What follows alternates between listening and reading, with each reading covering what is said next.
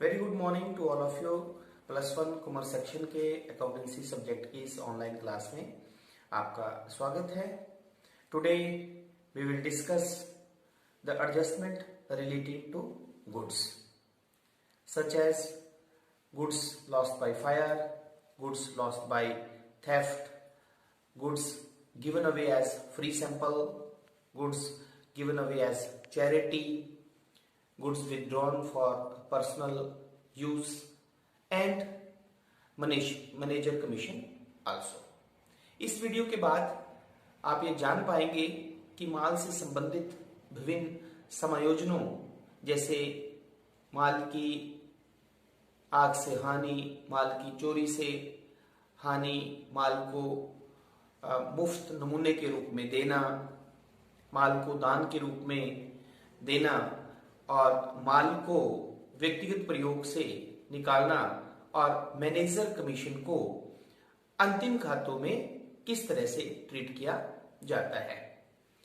Goods माल वे वस्तु होती हैं जिनमें एक व्यापारी व्यापार करता है। जैसे इलेक्ट्रॉनिक्स का बिजनेस करने वाले व्यक्ति के लिए इलेक्ट्रॉनिक्स के जितने भी प्रोडक्ट्स हैं वो उसके लिए गुड्स होंगे। Goods are those commodities in which a businessman deals. अब व्यवसाय में गुड्स की कोई भी हानि होती है तो उसे अंतिम खातों में हम कैसे दिखाते हैं, let we discuss it.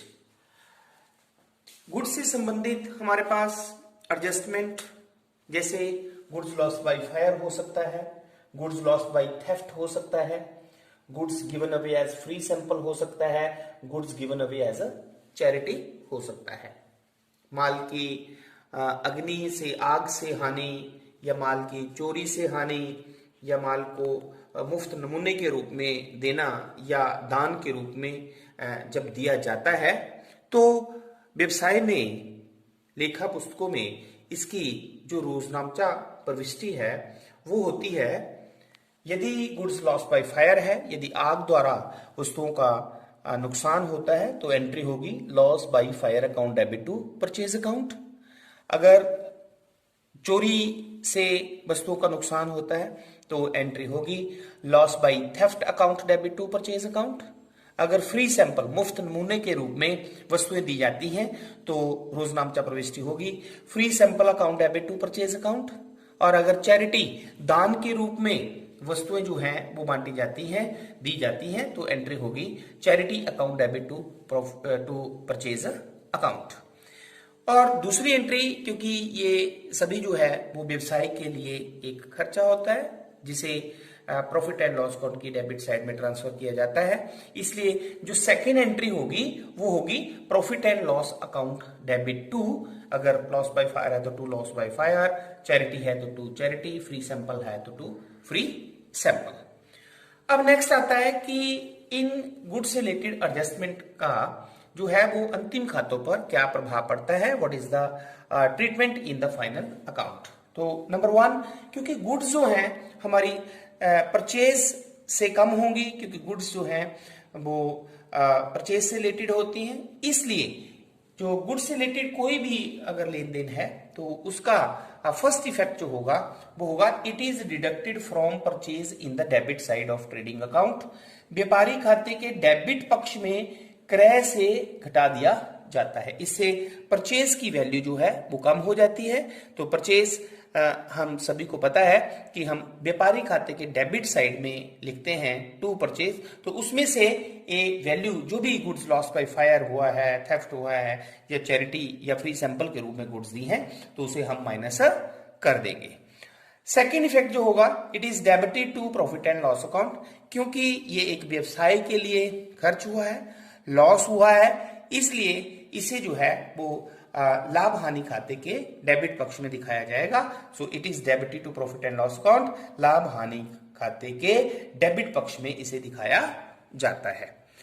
Now we will understand it by taking a example. Suppose हमारे पास ये ट्रायल बैलेंस दिया है, परचेज की वैल्यू दी है 10,000, मशीनरी दी है, क्रेडिटर दिया है ट्रायल बैलेंस में, क्योंकि डिफरेंट अकाउंट्स के हमारे पास बैलेंस दिए गए होते हैं। और समायोजन में हमारे पास दिया है goods given away as a charity.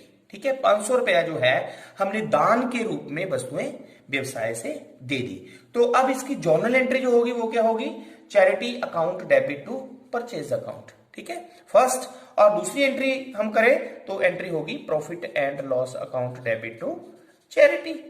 ठीक है, टू चैरिटी अकाउंट। क्लियर। तो अब नेक्स्ट है इसका अंतिम खातों पर प्रभाव।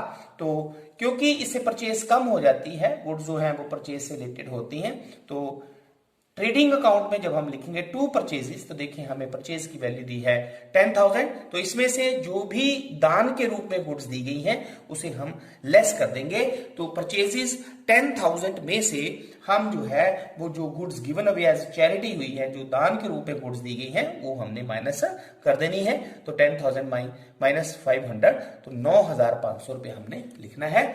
ये है फर्स्ट इफेक्ट।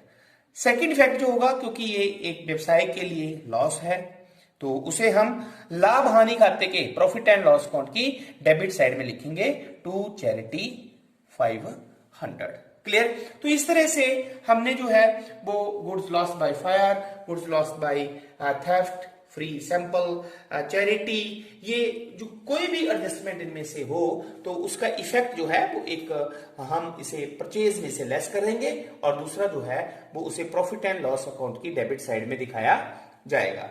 अब next, goods withdrawn from business for personal use.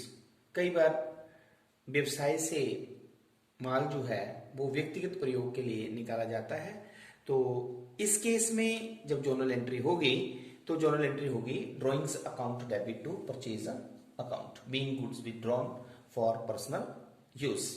अब यदि वस्तुएं व्यक्तिगत प्रयोग के लिए निकाली गई हैं तो इस समायोजन का अंतिम खातों पर क्या प्रभाव होगा, what is the treatment of good withdrawn from business for personal use in the final account.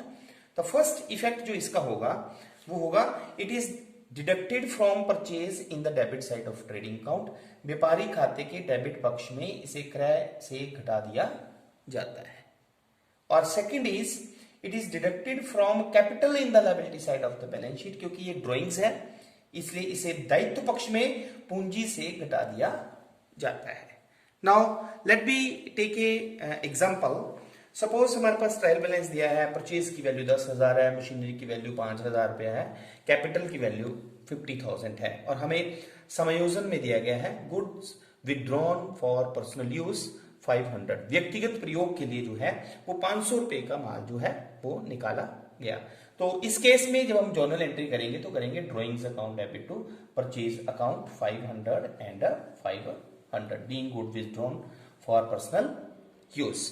Secondly अब हमारे पास आता है इसका फाइनल अकाउंट पे इफेक्ट। तो ट्रेडिंग अकाउंट जब हम बनाएंगे, ठीक है, जब हम ट्रेडिंग अकाउंट बनाएंगे तो ट्रेडिंग अकाउंट की डेबिट साइड में हम लिखेंगे टू परचेजेस। हाउ मच, 10,000, लेकिन इसमें से goods withdrawn for personal use, या ड्रॉइंग भी आप लिख सकते हैं। तो 500 रुपए की गुड्स हमने क्योंकि उससे विथड्रॉ की है पर्सनल यूज के लिए, तो 10,000 में से 500 हम डिडक्ट कर देंगे, तो 9,500 इसका फर्स्ट इफेक्ट होगा। और इसका दूसरा इफेक्ट जो होगा वो बैलेंस शीट में लायबिलिटी साइड में हम लिखेंगे कैपिटल कितना 50,000 हमें दी गई है, प्लस अगर कोई नेट प्रॉफिट है हमारे पास तो उसे हम ऐड करते हैं, लेकिन ड्राइंग्स के रूप में क्योंकि ये वस्तुएं हमने व्यक्तिगत प्रयोग के निकाली है तो इसे हम ड्राइंग्स बोलेंगे, तो 500 रुपए को हम लेस कर देंगे, तो हमारे पास आ जाएगा 49,500। तो इस तरह से goods withdrawn from business for personal use को अंतिम खातों में दिखाया जाता है। Now we will discuss our next adjustment is manager commission. Manager commission, कभी कभी व्यापारी अपने व्यवसाय की कार्यकुशलता को बढ़ाने के लिए मैनेजर प्रबंधक को लाभ पर एक निश्चित दर से जो है वो कमीशन देता है। यह कमीशन व्यवसाय के लिए खर्चा होता है। जब मैनेजर कमीशन का समायोजन हमें दिया हो तो इस समायोजन की जो रोजनामचा प्रविष्टि होती है वो होती है commission account debit to outstanding commission account, क्योंकि ये कमीशन अभी दिया नहीं है तो इसलिए commission account debit to outstanding commission account. और सेकंड, क्योंकि ये एक एक्सपेंस होता है तो second entry profit and loss account debit to commission account. Okay, अब treatment in the final account. Manager commission की जो समायोजन है उसका अंतिम खातों पर प्रभाव जो है वो पहला इफेक्ट जो है उसका it is debited to profit and loss account. इसे लाभ हानि खाते के डेबिट पक्ष में दिखाया जाता है क्योंकि यह एक अप्रत्यक्ष व्यय होता है। और इसका दूसरा प्रभाव जो है वो है it is shown in the liability side of the balance sheet. इसे स्थिति विवरण के दायित्व पक्ष में दिखाया जाता है क्योंकि इससे व्यवसाय की लायबिलिटी जो है बढ़ती है। अब हमारे पास इससे संबंधित मैनेजर कमीशन से संबंधित आता है कि मैनेजर कमीशन को कैलकुलेट कैसे करते हैं। तो calculation of the commission, commission को कैलकुलेट करने के हमारे पास दो फार्मूले होते हैं। Number 1 is calculation of commission on net profit before charging such commission. Commission को नेट प्रॉफिट से देने से पूर्व, कैलकुलेशन ऑफ कमीशन और net profit before charging such commission अगर है तो हमारे पास इस कमीशन कैलकुलेट करने का फार्मूला होता है net profit before charging commission into rate over 100। Clear? मान लो 11,000 हमारे पास नेट प्रॉफिट है, रेट हमारे पास 10% है तो इनटू 10 ओवर 100। क्लियर? 1100 हमारे पास मैनेजर कमीशन आ गया। किस केस में? बिफोर चार्जिंग सच कमीशन, मतलब ये कमीशन देने से पूर्व के लाभ पर कमीशन की calculation, net profit before charging commission into rate over 100।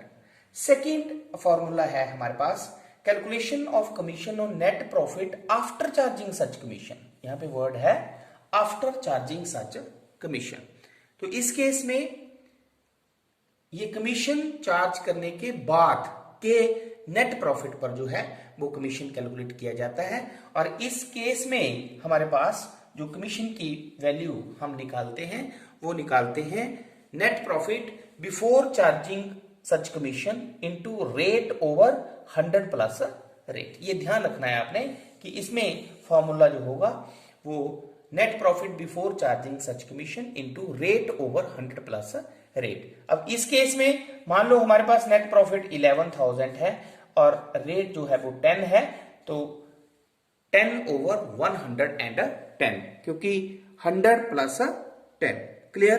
तो इस केस में हमारे पास जो है वो देखें वो कितना आया हमारे पास ये 1000 कितना आया 1000। क्लियर? अब इसके इफेक्ट जो है जैसे कि मैंने आपको बताया कि फर्स्ट इफेक्ट जो इसका होगा वो होगा प्रॉफिट एंड लॉस अकाउंट की डेबिट साइड में, क्योंकि यह एक अप्रत्यक्ष व्यय है इसलिए इसे जो है वो लाभ हानि खाते की डेबिट साइड में दिखाया जाता है। और सेकंड, क्योंकि इससे व्यवसाय का दायित्व बढ़ता है तो इसे हम जो है वो बैलेंस शीट की लायबिलिटी साइड में दिखाते हैं। तो इस तरह से आज के इस वीडियो से हमने जो है वो एडजस्टमेंट रिलेटिंग टू गुड्स, माल से संबंधित समायोजन, माल की हानि, आग से माल की हानि, चोरी से माल की हानि, माल को मुफ्त नमूने के रूप में देना या दान के रूप में देना, या माल को व्यक्तिगत प्रयोग के लिए व्यवसाय से निकालना, और मैनेजर कमीशन जो समायोजन हैं उनका अंतिम खातों पर जो है वो क्या प्रभाव पड़ता है। तो आई होप कि ये एडजस्टमेंट जो है वो आपको अच्छी तरह से समझ में आ गए होंगे। Thank you very much.